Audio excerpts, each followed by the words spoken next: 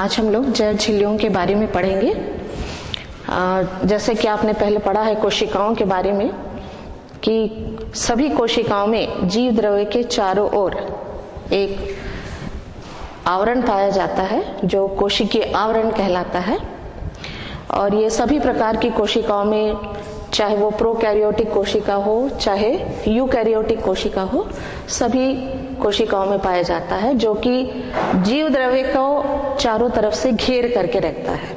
ये उसकी बाउंड्री बनाता है, ये उसका आवरण बनाता है और इस प्रकार से पूरे जीव द्रव्य को समेट के रखता है। न सिर्फ आवरण बनाता है बल्कि कोशिका के अंदर जितने भी कोशिकांग है या सेल ऑर्गेनेलीज है, उन कोशिकांगों के भी संरचना करता है। इस दृष्टि से जैव झिल्लियां सभी सजीवों के लिए बहुत महत्वपूर्ण संरचना है। ये कोशिका का एक अहम हिस्सा है। तो आज हम लोग इन्हीं जैव झिल्लियों के बारे में पढ़ेंगे कि इसकी रचना किस प्रकार की होती है, इसके कार्य किस प्रकार के हैं, इसके संरचना में कौन कौन से अणु भाग लेते हैं और इसकी संरचना के लिए अलग अलग प्रकार के जो मॉडल्स बनाए गए हैं, उनमें सबसे प्रचलित मॉडल कौन सा है। सबसे पहले तो हम जैव झिल्लियों की परिभाषा कि जैव झिल्ली वह कोशिकीय आवरण है जो कोशिका द्रव्य को चारों तरफ से घेर करके रखती है और इसके साथ ही ये कोशिका की सुरक्षा करती है। कोशिका के अंदर और कोशिका के बाहर विभिन्न प्रकार के पदार्थों को आने जाने में सहायता करती है। इसी कोशिका झिल्ली के द्वारा या जैव झिल्ली के द्वारा पदार्थ जो हैं कोशिका के अंदर आते हैं और कोशिका से बाहर जाते हैं। मतलब ट्रांसपोर्ट का जो मुख्य जरिया है या अभिगमन का जो मुख्य रास्ता है वो कोशिका झिल्ली है या जैव झिल्ली है। और ये जैव झिल्ली शब्द इसलिए पड़ा है क्योंकि ये सभी जीवों में पाया जाता है। अंग्रेजी में जिसको हम कहते हैं बायो मेम्ब्रेन।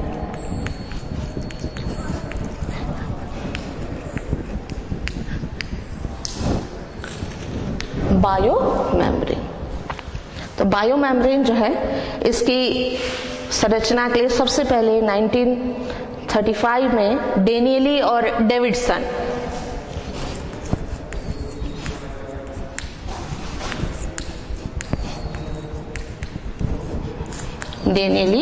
और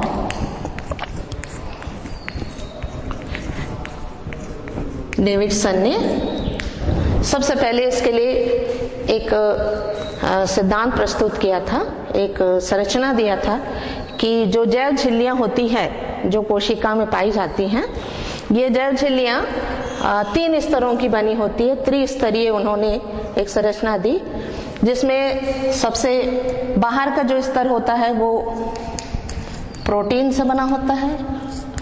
उसके बाद सेकेंड लेयर फॉस्फोलिपिड से बना होता है और जो सबसे अंदर का स्तर है वो फिर से प्रोटीन का बना होता है। और इनकी जो मोटाई होती है वो एंगस्ट्रॉम में नापी जाती है। जो सबसे बाहर की प्रोटीन की लेयर है या स्तर है वो लगभग 20 एंगस्ट्रॉम होती है। उसके बाद फॉस्फोलिपिड का लेयर होता है जो 35 एंगस्ट्रॉम का होता है और जो सबसे अंदर का स्तर होता है या लेयर होता है वो भी 20 एंगस्ट्रॉम। इस प्रकार से बायो मेम्ब्रेन की जो थिकनेस होती है वो टोटल 75 एंगस्ट्रॉम होती है। लेकिन कुछ साइंटिस्टों के अनुसार, कुछ वैज्ञानिकों के अनुसार, जैसे रॉबर्टसन के अनुसार, कुछ कोशिकाओं में ये जो बायो मेम्ब्रेन्स होती है इसकी थिकनेस 75 एंगस्ट्रॉम से ज्यादा होती है।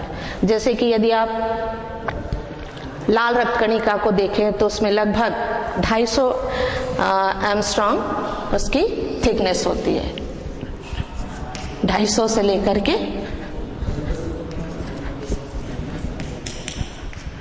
275 एंगस्ट्रॉम तक होती है। ये जो थिकनेस है ये कार्य के अनुसार बढ़ती और घटती है, लेकिन सामान्य रूप से सभी झिल्लियों में 75 एंगस्ट्रॉम की ही थिकनेस होती है, प्रोटीन, लिपिड और प्रोटीन के लेयर की। तो ये जो प्रोटीन लिपिड और प्रोटीन लेयर है, फॉस्फोलिपिड का लेयर, ये 2 स्तरों में व्यवस्थित रहता है। डेनियली और डेविडसन ने जो सबसे पहले जैव झिल्लियों की संरचना के लिए मॉडल दिया था वो है स्तरित मॉडल।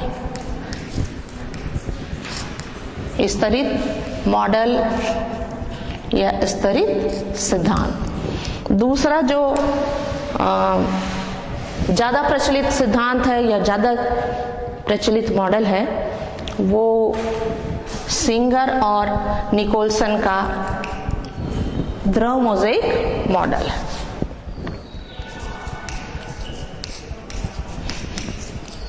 द्रव मोज़ेक मॉडल। स्तरित मॉडल डेनेली और डेविडसन का है,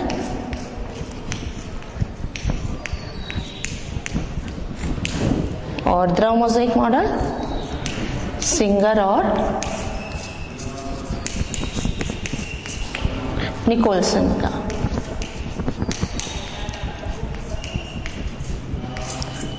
तो पहले हम लोग देखते हैं कि डेनियली और डेविडसन का स्तरित मॉडल किस प्रकार का है। डेनियली और डेविडसन के अनुसार जितनी भी जैव झिल्लियां हैं उनकी रचना 2 स्तरों में होती है, या स्तर या लेयर के अनुसार, या जिसको हम लेमिलर मॉडल भी कह सकते हैं, उसके अनुसार होती है। इसके अनुसार सबसे बाहर की ओर प्रोटीन का लेयर रहता है, उसके बाद फॉस्फोलिपिड। फॉस्फोलिपिड एक संयुक्त लिपिड है जिसमें लिपिड के साथ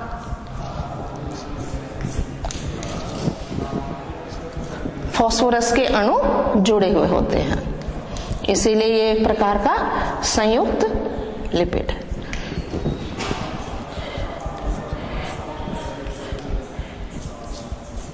ये इस प्रकार से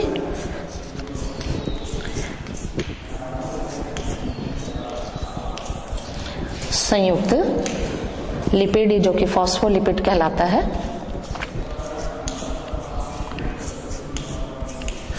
और सबसे अंदर की ओर फिर से 20 एंगस्ट्रॉम थिकनेस वाली प्रोटीन की लेयर होती है। यहां से आती 20 एंगस्ट्रॉम, यहां से यहां तक 35 एंगस्ट्रॉम, और नीचे की जो लेयर है अंदर की वो 20 एंगस्ट्रॉम की होती है। इसमें जो लिपिड के अणु रहते हैं इनके बीच बीच में कार्बोहाइड्रेट के भी अणु पाए जाते हैं, प्रत्येक एक फॉस्फोलिपिड के अणु के बीच बीच में। इस प्रकार से कार्बोहाइड्रेट के, जो वास्तव में ओलिगोसैकेराइड्स होते हैं, और ये मिल करके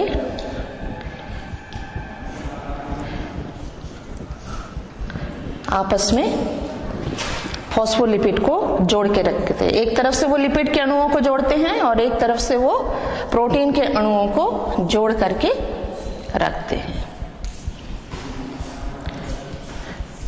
इसके अलावा इन लेयर्स में बीच बीच में 7 से लेकर के 10 एंगस्ट्रॉम तक के कुछ छेद होते हैं, बारीक छेद, जिनके द्वारा विभिन्न प्रकार के पदार्थों का आदान प्रदान होता है या पारगमन होता है। किसी भी पदार्थ की जो परमेबिलिटी है कि वो कोशिका के अंदर जा रहा है या बाहर आ रहा है, वो टोटल इन्हीं जैव झिल्लियों के ऊपर निर्भर करता है। जो जैव झिल्ली के अणु है, मॉलिक्यूल्स है, और उसमें पाए जाने वाले छिद्रों के द्वारा ही पदार्थों का आवागमन होता है या ट्रांसपोर्ट होता है। दूसरा जो मॉडल है जो ज्यादा प्रचलित है वो है सिंगर और निकोलसन का द्रव मोज़ेक मॉडल। सिंगर और निकोलसन के द्रव मोज़ेक मॉडल के अनुसार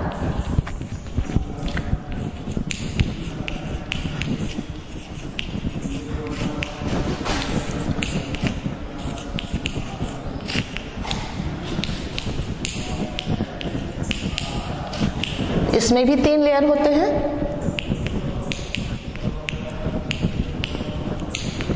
लेकिन जो लिपिड का लेयर है वो द्रव रूप में रहता है या उसमें बहने का गुण पाया जाता है।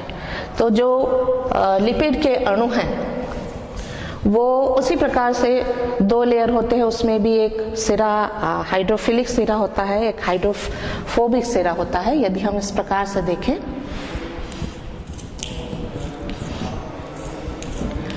एक सिरा जो है वो जल स्नेही सिरा कहलाता है और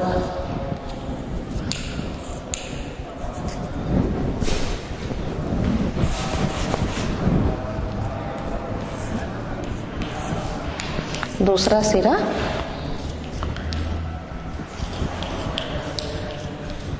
जल विरागी या जल नॉन पोलर हिस्सा कहलाता है।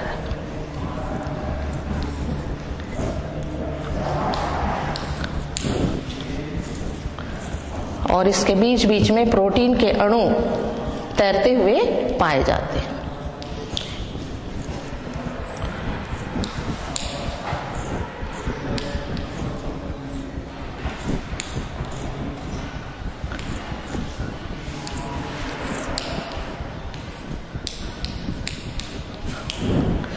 कुछ प्रोटीन के अणु काफी बड़े होते हैं,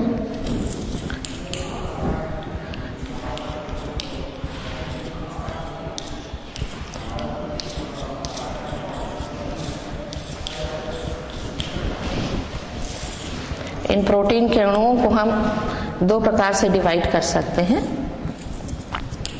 या 2 प्रकार से हम विभाजित कर सकते हैं। एक प्रकार के प्रोटीन जो है वो अंतर प्रोटीन कहलाते हैं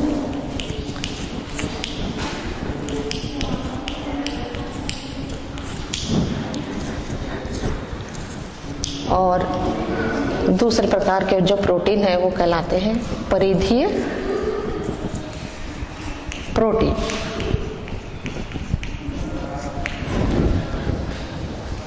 पेरिफेरल प्रोटीन और इंट्रिंसिक प्रोटीन या इंटीग्रल प्रोटीन। तो जो पेरिफेरल प्रोटीन है ये तो आसानी से अलग किए जा सकते हैं, लेकिन जो इंट्रिंसिक प्रोटीन है उनको निकालने के लिए, उनको हटाने के लिए पूरी झिल्ली को तोड़ना पड़ता है। तो बीच के जो है ये कहलाते हैं एक्सट्रिंसिक प्रोटीन। ये बड़े ग्लोब्यूलर प्रोटीन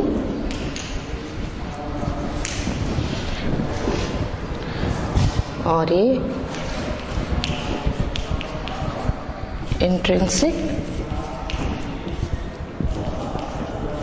प्रोटीन।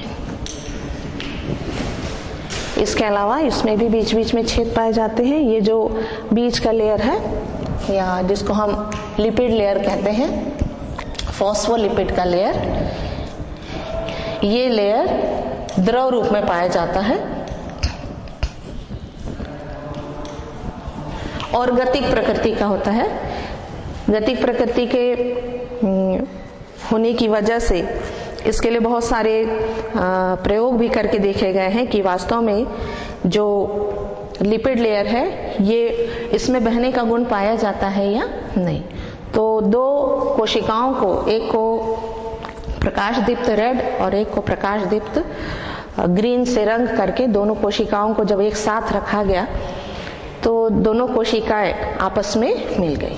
ये कोशिका झिल्ली या जैव झिल्लियों का विशिष्ट गुण होता है कि ये समान कोशिकाओं से एफिनिटी या उनके प्रति लगाव प्रदर्शित करती है।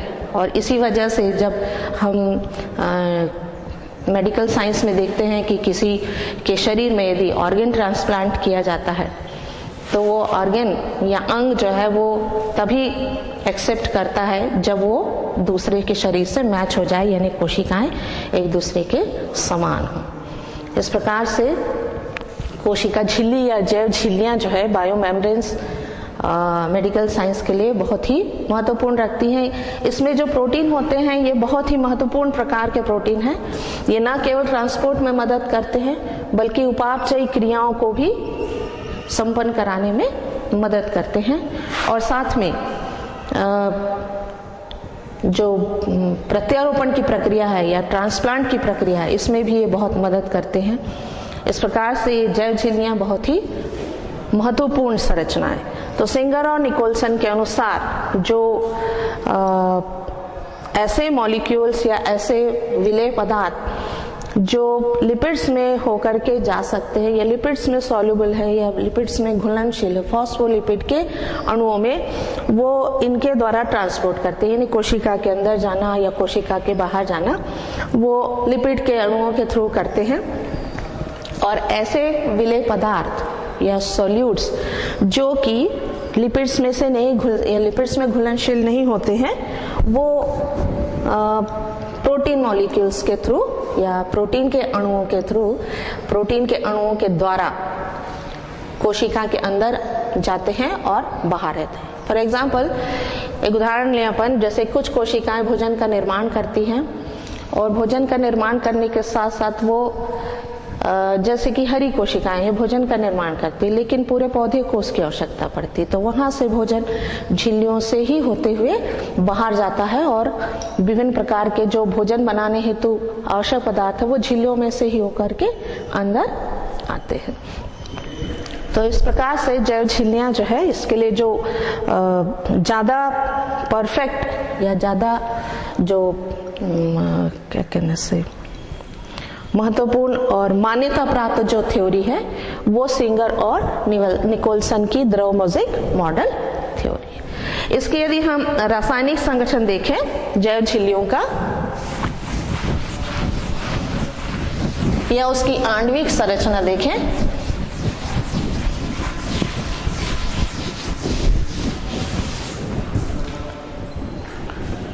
तो उसमें सबसे पहले चीज जो अपन ने पढ़ी है वो है प्रोटीन, जिसका हिस्सा सबसे अधिक होता है लगभग 60 से लेकर के 80%। दूसरा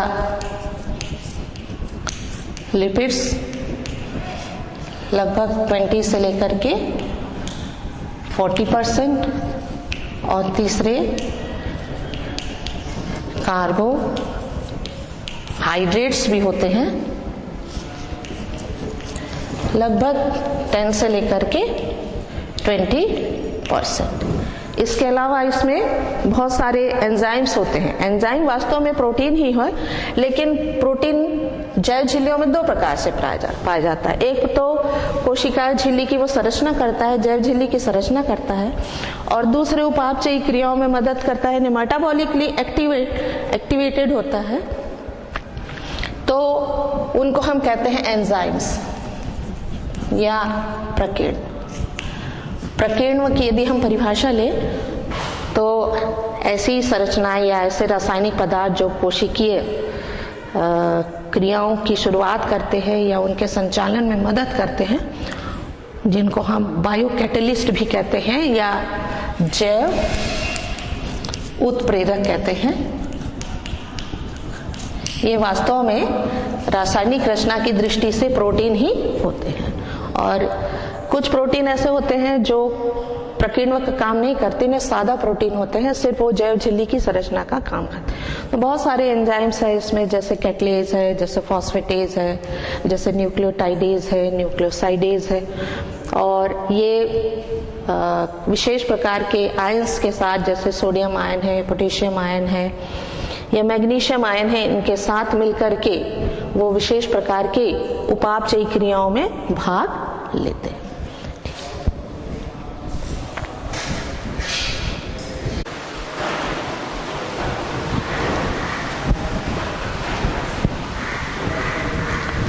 अभी हम लोगों ने जैव झिल्लियों की संरचना के बारे में पढ़ा, उनकी आणविक संरचना और उससे संबंधित सिद्धांतों के बारे में पढ़ा। और सबसे महत्वपूर्ण चीज है कि जैव झिल्ली का कोशिका के लिए क्या महत्व है। तो ये हम जैव झिल्लियों के कार्यों के अंतर्गत पढ़ेंगे। जैव झिल्लियों के कार्य। तो जैसा कि मैंने पहले बताया कि जैव झिल्लियाँ जो है वो कोशिका द्रव्य को समेट के रखती है, कोशिका की उसका शेप बनाती है, और कोशिका की सबसे मुख्य चीज़ वो है पारगमन के ऊपर नियंत्रण रखती है, यानी कोशिका के अंदर और बाहर विलेय और विलायक पदार्थों के आने और जाने को कंट्रोल करती है।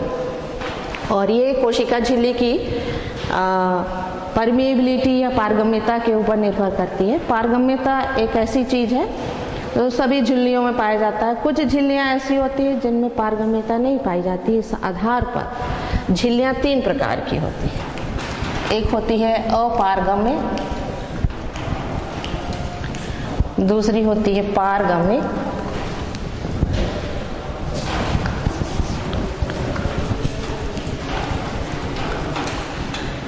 और तीसरी होती है अर्ध पारगम्य झिल्लियां।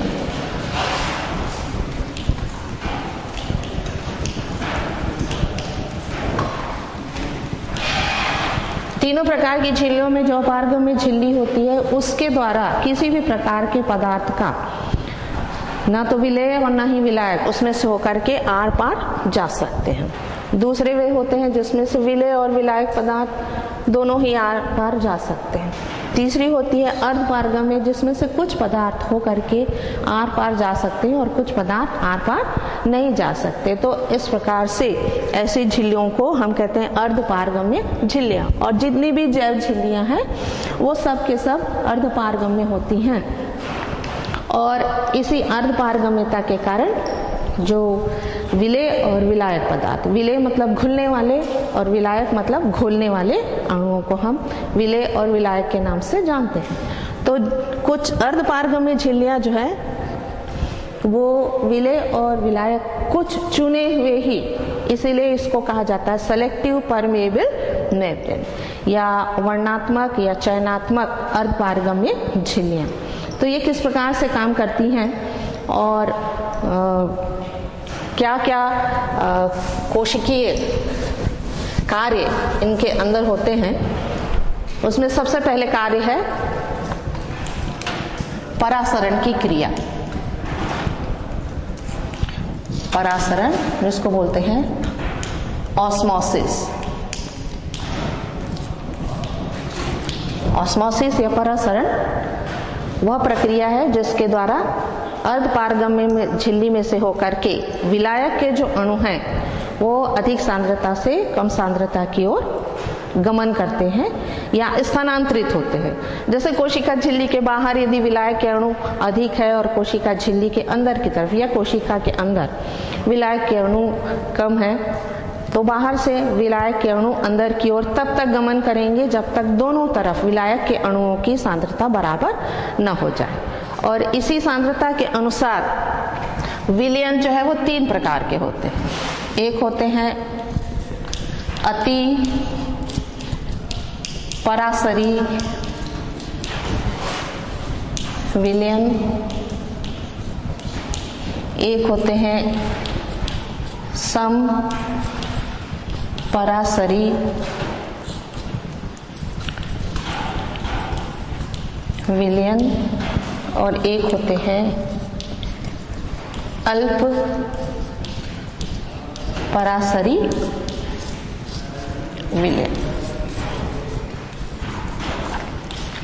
अति परासरी विलयन का मतलब होता है कि जैसे कोई कोशिका किसी ऐसे विलयन में रखी हुई हो जो कि बहुत अधिक सांद्र है, तो कोशिका के अंदर से जो विलायक के अणु है, और चूंकि कोशिका के अंदर विलायक मुख्य रूप से पानी ही होता है, सारे पदार्थ जो है वो पानी में ही घुले रहते हैं, तो ये विलायक के अणु जो है वो कोशिका के अंदर से बाहर की ओर जाने लगते हैं कोशिका झिल्ली से होते हुए। और जब कोशिका के अंदर से, जैसे यहाँ पर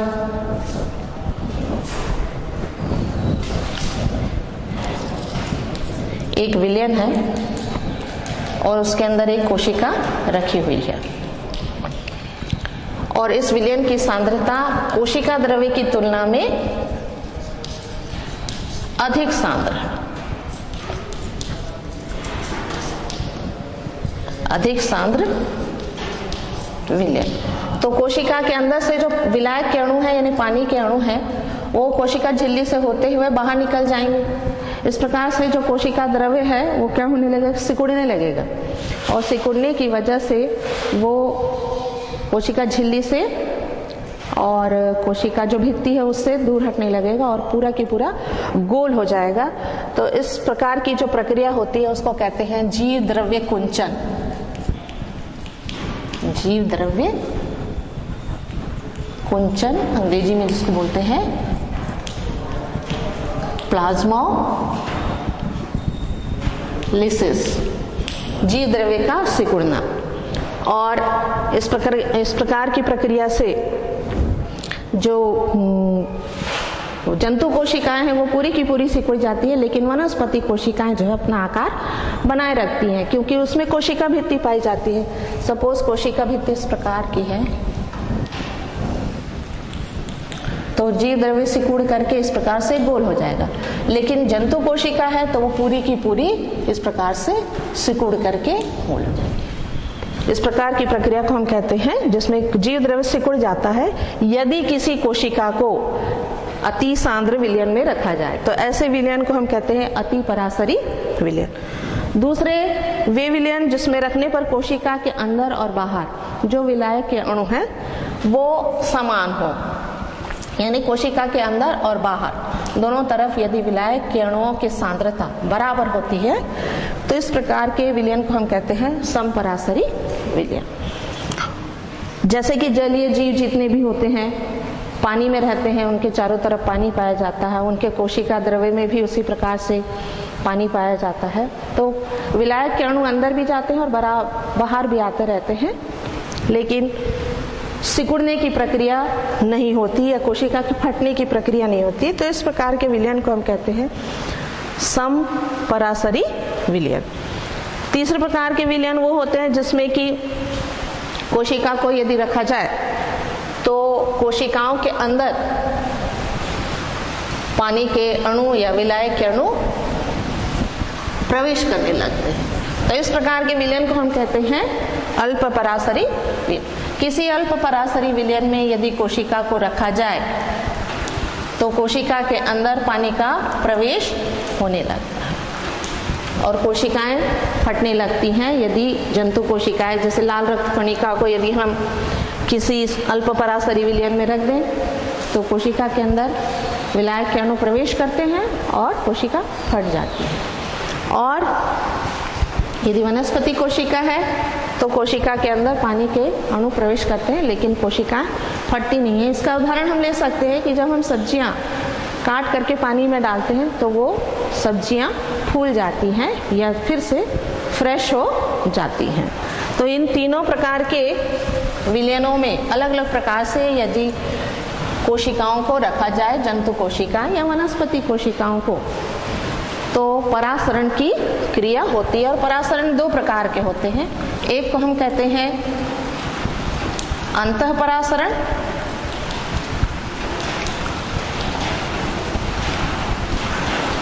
और दूसरे को हम कहते हैं बाह्य परासरण।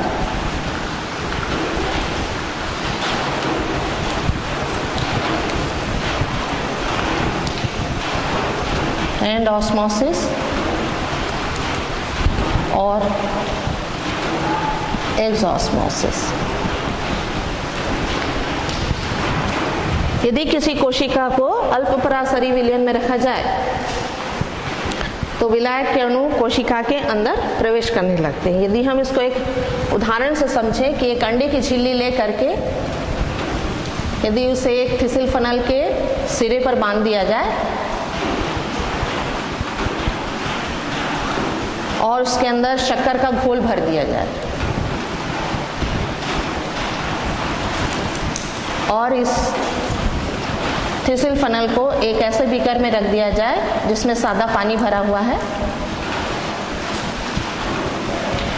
और एक स्टैंड की सहायता से इसे स्थिर कर दिया जाए। तो थोड़ी देर के पश्चात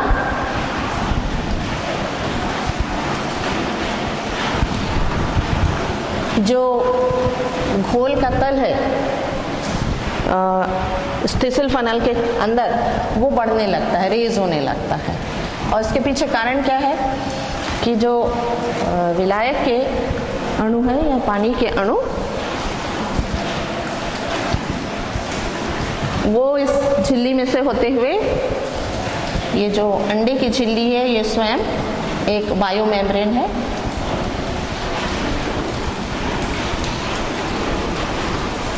अंडे की झिल्ली, यह है थिसिल फनल बीकर,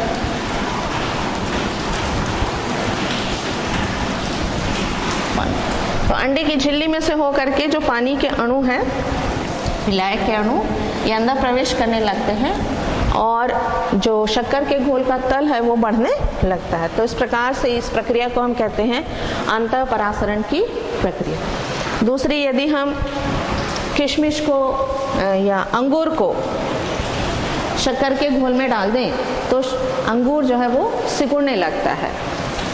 यदि एक पैट्री डिश में गाढ़ा शक्कर का घोल ले लें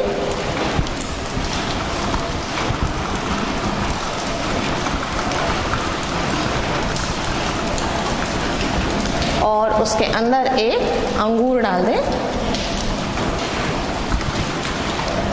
तो अंगूर जो है वो धीरे धीरे सिकुड़ने लगता है। और इसके पीछे कारण ये है कि अंगूर के अंदर से जो विलायक के अणु है, पानी के अणु, वो बाहर निकलने लगते हैं और ये प्रक्रिया कहलाती है बाह्य परासरण की प्रक्रिया। जब कोशिका के अंदर से विलायक के अणु या पानी के अणु बाहर निकल रहे हैं तो वो एक्सऑस्मोसिस या बाह्य परासरण की प्रक्रिया। और यही प्रक्रिया जब उल्टी होती है, यानी कोशिका के अंदर जैव झिल्ली यहाँ उपस्थित होना जरूरी है, क्योंकि ऑस्मोसिस की परिभाषा ही ये है कि जब दो अलग अलग सांद्रता वाले विलयनों को हम किसी अर्ध पारगम्य झिल्ली से अलग करते हैं तो विलायक के अणुओं का विसरण या स्थानांतरण अधिक सांद्रता से कम सांद्रता की ओर होता है। और ये विसरण की जो प्रक्रिया है ये कुछ चुने हुए पदार्थों के लिए ही होती है। सभी पदार्थ जो है अंदर से बाहर या बाहर से अंदर नहीं जा सकते। यदि हम इस अंडे की झिल्ली वाले प्रयोग से उदाहरण लें तो सिर्फ पानी के अणु बाहर से अंदर जा रहे हैं, पानी में शक्कर के अणु बिल्कुल नहीं है।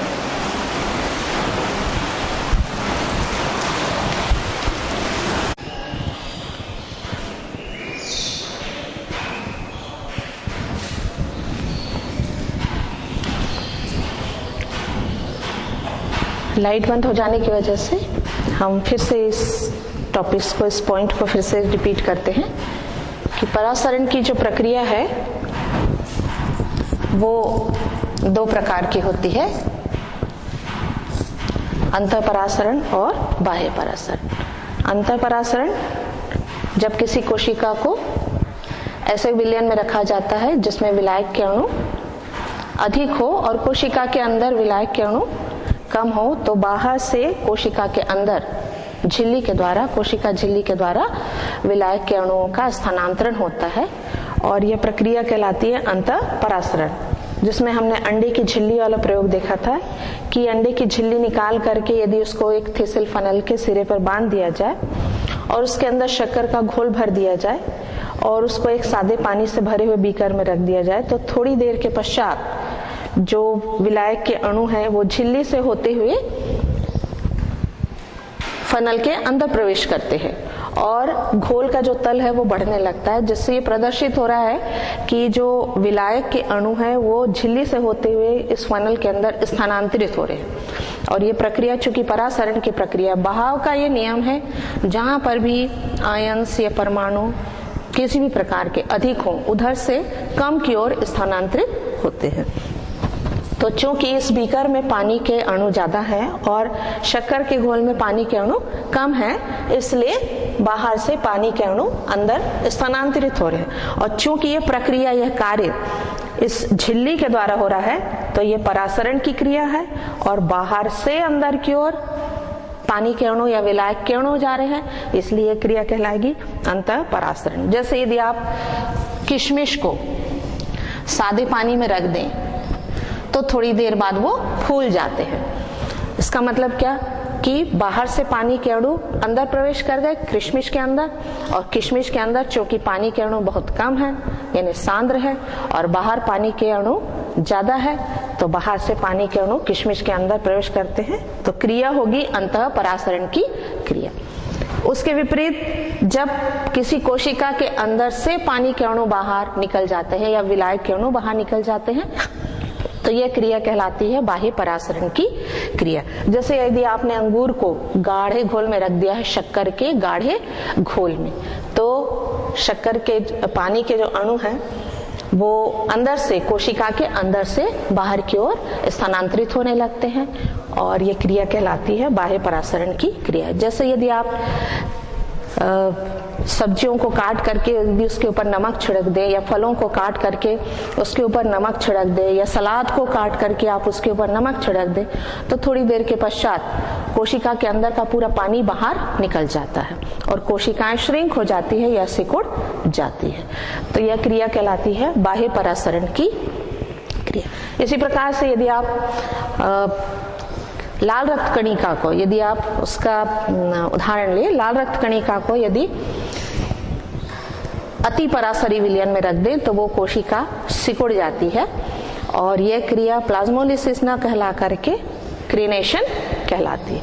तो परासरण की प्रक्रिया जो है ये बहुत ही महत्वपूर्ण प्रक्रिया है। इसके द्वारा सिर्फ विलायक के अणुओं का स्थानांतरण होता है, वो भी अर्धपारगम्य झिल्ली यानी जैव झिल्ली के द्वारा। तो इस प्रकार से जो परासरण की परिभाषा बनती है वह है जब दो अलग सांद्रता वाले विलयन को किसी अर्धपारगम्य झिल्ली के द्वारा पृथक कर दिया जाए, अलग कर दिया जाए, तो विलायक के अणुओं का विसरण अधिक सांद्रता से कम सांद्रता की ओर होता है। दूसरी प्रक्रिया जो इसके द्वारा, जो कि जैव झिल्ली के द्वारा, या दूसरा कार्य जो कि जैव झिल्ली के द्वारा संपन्न होता है वह है विसरण। विसरण एक ऐसी प्रक्रिया है जिसके द्वारा अधिक सांद्रता से कम सांद्रता की ओर आयन्स का या अणुओं का स्थानांतरण होता है। ये कार्य जो है, विसरण का कार्य, जो जैव झिल्ली में उपस्थित छेद होते हैं जो लगभग 7 से लेकर के 10 एंगस्ट्रॉम तक के होते हैं, उनमें से होकर के उन छिद्रों में पानी भरा रहता है और उसी पानी के द्वारा उन्हीं छिद्रों से होते हुए जिधर विलेय पदार्थ अधिक है उधर से कम की ओर विलेय पदार्थों का स्थानांतरण होता है। जैसे यदि आप एक गिलास पानी में एक बूंद नील टपका देंगे या नील डाल देंगे तो थोड़ी देर के पश्चात नील के पूरे अणु पूरे पानी में फैल जाते हैं। स्थानांतरण हुआ, इसमें किसी भी झिल्ली की आवश्यकता नहीं पड़ती। मतलब प्रोटीन और लिपिड्स के अणु विलेय पदार्थों के स्थानांतरण में क्रियाशील नहीं रहते, बल्कि ये काम झिल्ली में उपस्थित छिद्रों के द्वारा होता है। फिर जो अगली महत्वपूर्ण प्रक्रिया है जैव झिल्ली के द्वारा वो है कोशिका अंतर ग्रहण, जिसको कहा जाता है एंडोसाइटोसिस।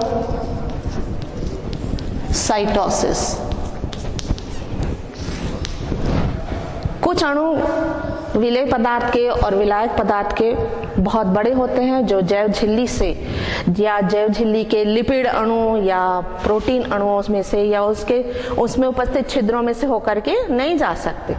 तो कोशिका अंतर्ग्रहण की प्रक्रिया जिसमें ऊर्जा लगती है या ऊर्जा खर्च होती है, ये एक प्रकार का एक्टिव ट्रांसपोर्ट है, सक्रिय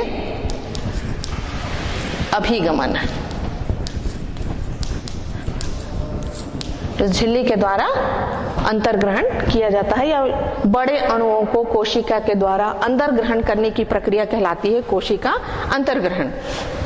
तो ये दो प्रकार की होती है, एक को हम कहते हैं कोशिका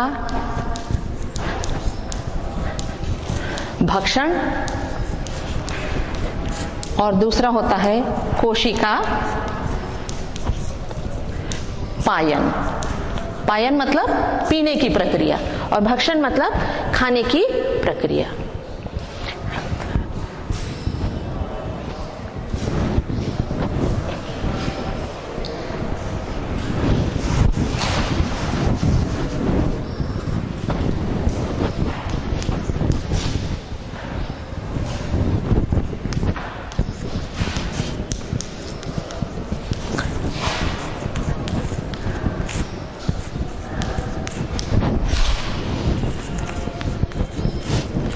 ये हम क्या पढ़ रहे हैं, जैव झिल्लियों के कार्य, जिसमें कोशिका अंतर्ग्रहण मतलब कोशिका के द्वारा ठोस पदार्थ और द्रव पदार्थों को, बड़े अणु उनको ग्रहण करने की प्रक्रिया।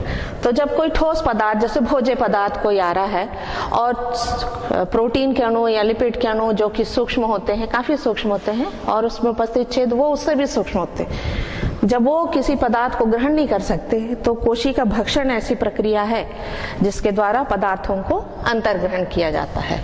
और इसके लिए जो कोशिका झिल्ली है, जैव झिल्ली है, वो ठोस भोज्य पदार्थ को एक अंतर्वलन की प्रक्रिया से अंदर ग्रहण कर लेती है।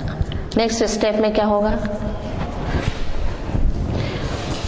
झिल्ली के पास कोई ठोस भोज्य पदार्थ आया तो उस स्थान पर जो कोशिका झिल्ली है वो थोड़ी सी धंस जाती है और धंस करके अंदर एक कटोरी शेप या कैप शेप की संरचना बना लेती है, और फिर वो भोज्य पदार्थ उस धसे हुए या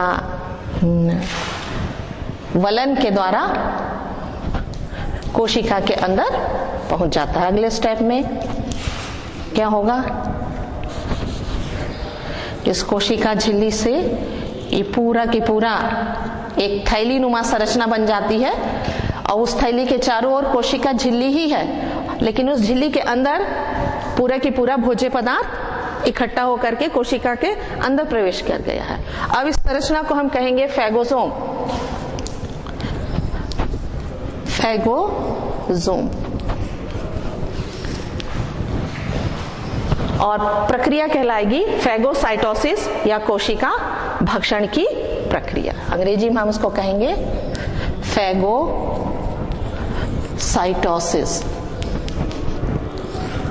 या कोशिका भक्षण की प्रक्रिया। जब ये फैगोसोम अंदर आ गया तो फिर कोशिका के अंदर जो अन्य रिक्तिकाएं हैं, मतलब रिक्तिका ऐसी होती है जिसके चारों ओर जैव झिल्ली ही होती है, लेकिन अंदर पाचक रस भरे हुए होते हैं, और उन पाचक रसों से भरी हुई झिल्लियों से या रिक्तिकाओं से जब ये फैगोसोम संयुक्त हो जाते हैं तो अंदर ही अंदर भोजन के पाचन की प्रक्रिया हो जाती है। परंतु प्रक्रिया कहलाती है कोशिका के द्वारा भक्षण करने की प्रक्रिया। जैसे यदि हम अमीबा का उदाहरण ले, अमीबा जो कि अपना आकार बदलता है वो इसी विधि से अपना भोजन ग्रहण करता है, फैगोसाइटोसिस की प्रक्रिया। इसी प्रकार से यदि कोशिका के बाहर, कोशिका झिल्ली के बाहर यदि कोई द्रव पदार्थ है, जैसे हमारी कोशिकाएं भी दवाइयों को इसी प्रकार से, लिक्विड दवाइयां हैं उनको इसी प्रकार से ग्रहण करती है कोशिका के द्वारा पीने की प्रक्रिया, इसको कहते हैं पिनोसाइटोसिस। पिनोसाइटोसिस। और भक्षण करने की प्रक्रिया फैगोसाइटोसिस। कोशिका के द्वारा किसी द्रव पदार्थ को अंदर ग्रहण करने की जो प्रक्रिया है वो कहलाती है पिनोसाइटोसिस। तो जो झिल्ली द्रव पदार्थ को अंदर लेके आ जाती है, अब हम उसको कह सकते हैं पिनोसोम। ये कोई द्रव पदार्थ है और जो थैली अंदर आ गई वो कहलाएगी पिनोसोम। और फिर अंदर उस पिनोसोम का पाचक रसों से समायोजन होगा और फिर अंदर के भोज्य पदार्थ को या द्रव पदार्थों को डाइजेस्ट किया जाता है या पचाया जाता है। इस प्रकार से इस प्रक्रिया में, भक्षण प्रक्रिया में और कोशिका पायन प्रक्रिया में, दोनों ही प्रक्रियाओं में एटीपी यूज होता है। एटीपी, एडिनोसिन ट्राइफॉस्फेट, इसका पूरा नाम है एडिनोसिन ट्राइफॉस्फेट।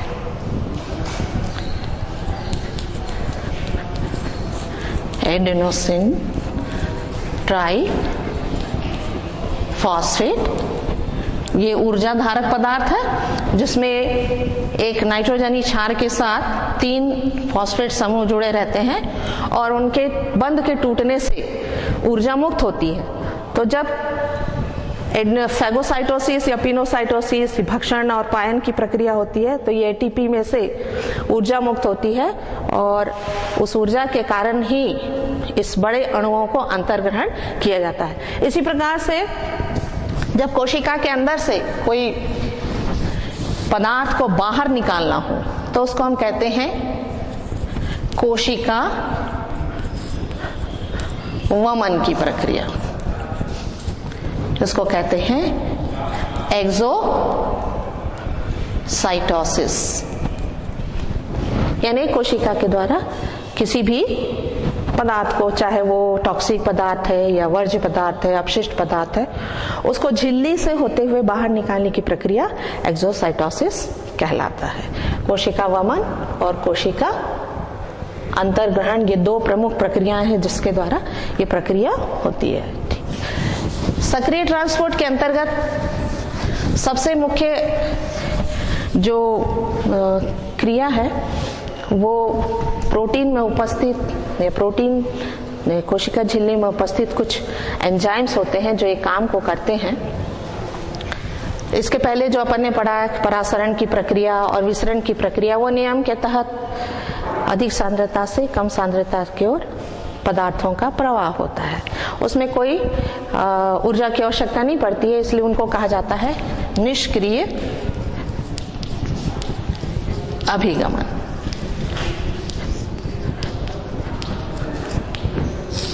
और जो सेकेंड अपन ने पढ़ा था वो सक्रिय अभिगमन, जिसमें कि एटीपी उपयोग होता है। तो कुछ अणु ऐसे भी होते हैं जो कि बाहर कम होते हुए भी बाहर से अंदर की ओर स्थानांतरित होता है, जैसे हमारी जो तंत्रिका कोशिकाएं हैं वो इसी प्रकार से अभिगमन करती है, जिसमें सोडियम और पोटेशियम आयंस का आदान प्रदान एक्टिव ट्रांसपोर्ट के द्वारा होता है। कोशिका झिल्ली में कुछ एंजाइम्स होते हैं जो रिसेप्टर का काम करते हैं।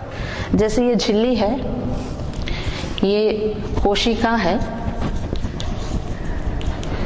ये कोशिका झिल्ली है। तो यहाँ से किसी भी पदार्थ को बाहर, यहाँ पदार्थ की मात्रा कम है और झिल्ली को कोशिका के अंदर उस चीज की आवश्यकता है, तो वो पहले इस झिल्ली में जाएगा। इस झिल्ली में कुछ प्रोटीन होते हैं जो झिल्ली प्रापक का काम करते हैं, मेम्ब्रेन रिसेप्टर का काम करते हैं। तो वो रिसीव करने का काम करते हैं। रिसीव करने के बाद वो एक अस्थायी कॉम्प्लेक्स बनाते हैं, अस्थायी संयुक्त पदार्थ बनाते हैं और वो संयुक्त पदार्थ अंदर जाके टूट जाता है। टूटने के बाद वो पदार्थ को मुक्त कर देता है और वापस जो झिल्ली प्रापक है, जो वास्तव में प्रकीर्ण या एंजाइम ही होते हैं, वो फिर से अपने स्थान पर आ जाता है। फिर अगले पदार्थ को वो ग्रहण करता है, फिर उसके साथ एक अस्थायी कॉम्प्लेक्स बनाता है। इस प्रकार से प्रक्रिया लगातार चलती रहती है। तो इस क्रिया में भी चूंकि नियम के विपरीत, बहाव के नियम के विपरीत कम से अधिक की ओर पदार्थों का स्थानांतरण हो रहा है, तो इसमें भी एटीपी उपयोग होता है। तो ये समस्त कार्य किसके द्वारा संपन्न किए जाते हैं? जैव झिल्लियों के द्वारा। और सबसे महत्वपूर्ण काम यह है कि हर काम के ऊपर जैव झिल्ली का ही नियंत्रण होता है। तो आज जो हमने पॉइंट पढ़े उसमें जैव झिल्ली क्या है, जैव झिल्ली से संबंधित जो मुख्य 2 अवधारणाएं, 2 सिद्धांत है, डेनेली और डेविडसन का मॉडल पढ़ा अपन ने, और सिंगर और निकोलसन का, जो कि ज्यादा मान्यता प्राप्त है जिस सिद्धांत को, और उसके प्रमुख कार्य। तो इन पॉइंट्स को आप नोट कर लीजिए। धन्यवाद।